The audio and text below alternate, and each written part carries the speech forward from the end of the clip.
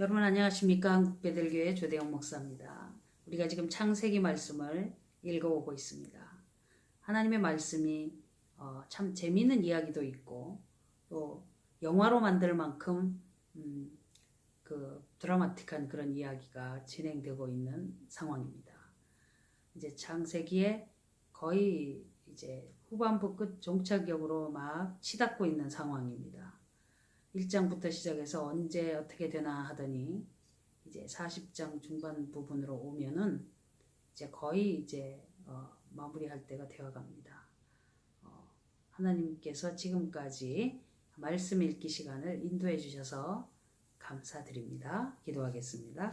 하나님 아버지, 주의 말씀을 읽을 때에 이 말씀이 종이에 기록된 글씨로 남지 않도록 은혜를 주시옵시고 살아 역사하시는 하나님의 말씀으로 우리가 그 지표를 삼아 갈 수 있게 되도록 인도해 주옵소서. 예수님 이름으로 기도드립니다. 아멘. 471장입니다.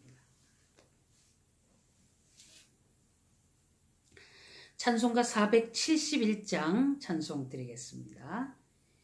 십자가 그늘 밑에 나 쉬기 원하네.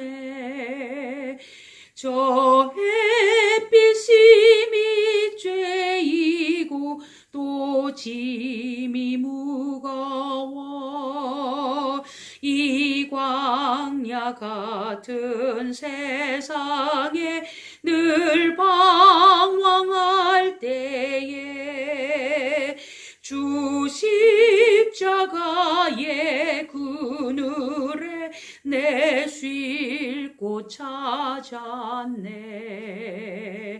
내 눈을 밝히 떠서 저 십자가 볼 때 나 위에 고생 당하신 주 예수 보인다. 그 형상 볼 때 내 맘에 큰 찔림 받아서 그 사랑 감당 못하여 눈물만 흘리네. 십자가 그늘에서 나 길이 살겠네. 나 사모하는 광채는 주 얼굴뿐이라. 이 세상 나를 버려도 나 관계없도다. 내 한량없는 영광은 십자가뿐이라. 아멘.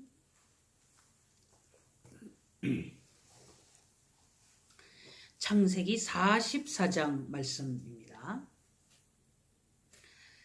요셉이 그 청지기에게 명하여 가로되 양식을 각인의 자루에 실을 수 있는 만큼 채우고 각인의 돈을 그 자루에 넣고 또 내 잔 곧 은잔을 그 소년의 자루 아구에 넣고 그 양식값 돈도 함께 넣으라 하매 그가 요셉의 명령대로 하고 계동시에 사람들과 그 나귀를 보내니라. 아주 일찍 그 동틀 때에 이제 그렇게 만들어서 보냅니다.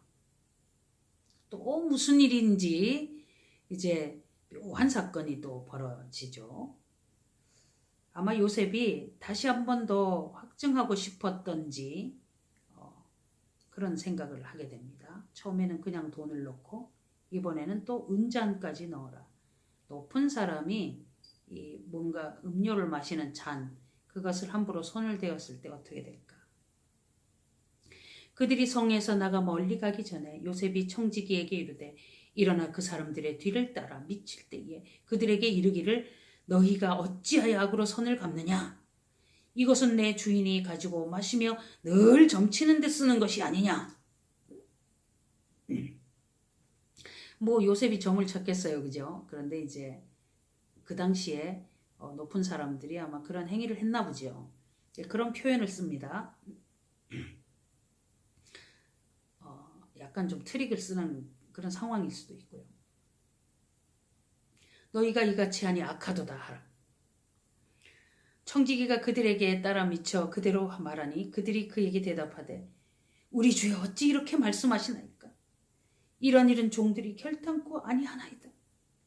우리 자루에 있던 돈도 우리가 가나안 땅에서부터 당신에게로 가져왔거늘 우리가 어찌 당신 주인의 집에서 은금을 도적질하리이까. 종들 중 뉘게서 발견되든지 그는 죽을 것이요 우리는 우리 주의 종이 되리이다. 이런 말을 물론 설마 그런 일이 있으리라고 생각을 하니까 이렇게 단호하게 이야기를 하겠죠. 자신 있게. 그런데 이게 웬일입니까? 그가 가로되 그러면 너희 말과 같이 하리라. 그것이 뉘게서든지 발견되면 그는 우리 종이 될 것이요 너희에게는 책망이 없으리라. 그들이 각각 급히 자루를 땅에 내려놓고 자신 있게 푸는 거죠. 각기 푸니 그가 나이 많은 자에게서부터 시작하여 나이 적은 자에게까지 수탐하며 잔이 베냐민의 자루에서 발견된지라.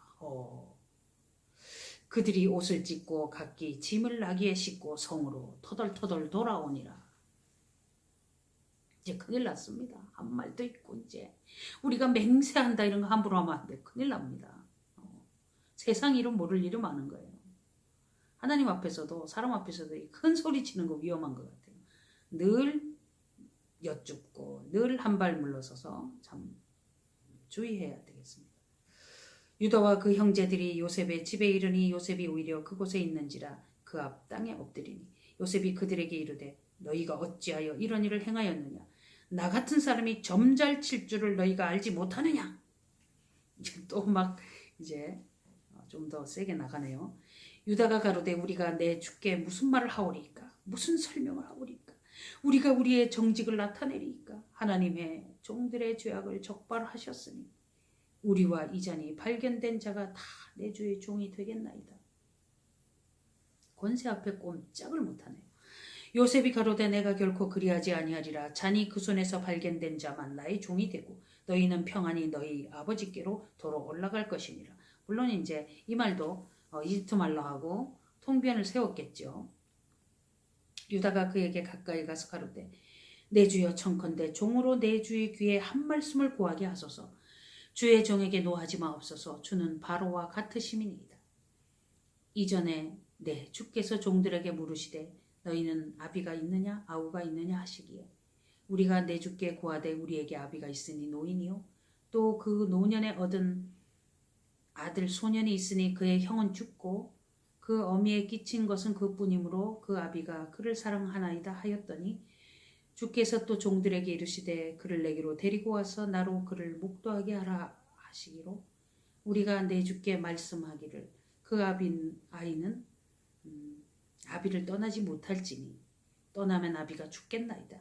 주께서 또 주의 종들에게 말씀하시되 너희 말째아우가 너희와 함께 내려오지 아니하면 너희가 다시 내 얼굴을 보지 못하리라 하시기로 우리가 주의 종 우리 아버지에게로 도로 올라가서 내 주의 말씀을 그에게 구하였나이다. 그 후에 우리 아비가 다시 가서 곡물을 조금 사오라 하시기로 우리가 이르되 우리가 내려갈 수 없나이다. 우리 말째아우가 함께하면 내려가려니와 말째아우가 우리와 함께함이 아니면 그 사람의 얼굴을 볼 수 없음이니이다. 주의 종 우리 아비가 우리에게 이르되 너희도 알거니와 내 아내가 내게 두 아들을 낳았으나 하나는 내게서 나간 거로 내가 말하기를 정녕 찢겨 죽었다 하고 내가 지금까지 그를 보지 못하거늘 너희가 이도 내게서 취하여 가려 한즉 만일 재해가 그 몸에 미치면 나의 흰머리로 슬피 음부로 내려가게 하리라 하니 아비의 생명과 아이의 생명이 서로 결탁되었거늘 이제 내가 주의 종 우리 아비에게 돌아갈 때에 아이가 우리와 함께하지 아니하면 아비가 아이의 없음을 보고 죽으리니 이같이 되면 종들이 주의 종 우리 아비의 흰머리로 슬피 음부로 내려가게 함이니이다. 주의 종이 내 아비에게 아이를 담보하기를 내가 이를 아버지께로 데리고 오지 아니하면 영영이 아버지께 죄를 지리이다 하였사오니 청컨대 주의 종으로 아이를 대신하여 있어서 주의 종이 되게 하시고 아이는 형제와 함께 도로 올려 보내소서. 내가 어찌 아이와 함께 하지 아니하고 내 아버지에게로 올라갈 수 있으리까 두렵건대 재해가 내 아비에게 미침을 보리이다. 우리 아버지 돌아가실 것 같다. 그러니 나를 붙잡고 이 아이를 보내줘라. 살려달라. 유다가 나서서 이렇게 합니다. 유다가 대신 가겠다. 대신 여기에 남고 보내달라. 이걸 이제 조금 몇 걸음 나가서 유다 지파에 예수님이 대신 십자가에 못 박히고 또 이제 막 거기까지 막 이야기가 엮여 나가면 좀 많이 간 게 되겠죠. 지금은 이 가족사 속에서 또 이 하나님 앞에서 그리고 요셉이 이제 이 형제들의 현 상황에서 어떤 미흡한 점, 더 아직도 어떤 형편의 그 내밀한 부분 중에 어떤 부족한 것, 또 이렇게 좀 알아야 될 부분, 이런 것들이 좀 더 한 번 더 이제 짚어봐야 될 부분이 있어서 아마 이런 조금 뭔가 이렇게 어떤 그 계기를 마련하려고 이런 행동을 한 것 같아요.